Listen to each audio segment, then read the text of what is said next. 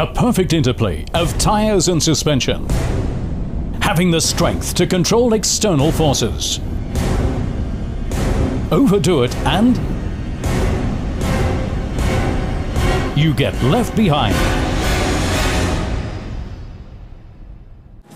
When I'm accelerating or braking, I've got relatively little opportunity to control the forces impacting on the tires. I've somehow got to hold the thing steady in order to turn into the corner. Whenever I turn into a corner, I can ruin my tires fairly quickly.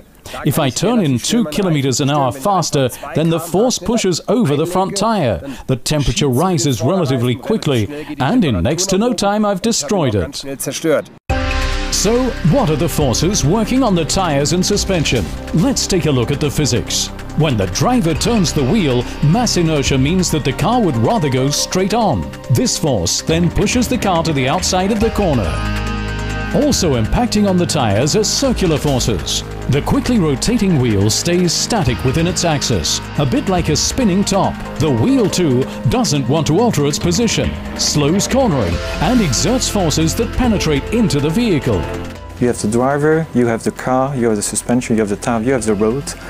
And at the end, so this performance is judged by the driver. So even if you have a very good tire on the car, if the driver doesn't like it, so the tire is not the one you want to have on this vehicle. So then absolutely there, we need to make sure that the tire will operate properly and as the driver likes to have it, to make sure the vehicle responds like the driver wants to get it operating. Be it racetrack or road, what's needed is lots of contact with the surface, provided by a constant contact patch. Developers test and research this under all load conditions. A normal car tire going at increased speed has a somewhat smaller footprint, while in motor racing, for example, the car's momentum and aerodynamics really push the vehicle down onto the track. That naturally creates a larger contact patch. In research and development, everything's done to accurately align the characteristics of the tire with those of the suspension. As here at Dunlop, tomographs and powerful CAD and simulation software are used together to give the tire the characteristics needed for perfect interplay.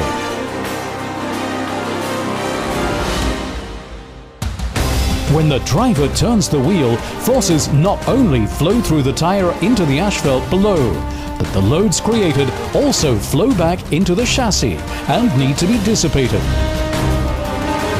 If every component's ideally aligned, the car literally lies as flat as a board. If the limit's exceeded, the suspension gets overburdened. The forces end up within the vehicle and physics takes its toll. The accelerated mass becomes almost uncontrollable. That's because another force needs to be dealt with. With every bump in the surface vertical, jolts occur, going into the suspension and from there into the chassis. Then everything comes together, sideways, lengthways, circular and vertical forces, constantly changing. Extreme stress for suspension and tires. Only if all the components work as one will the car handle predictably when at the limit.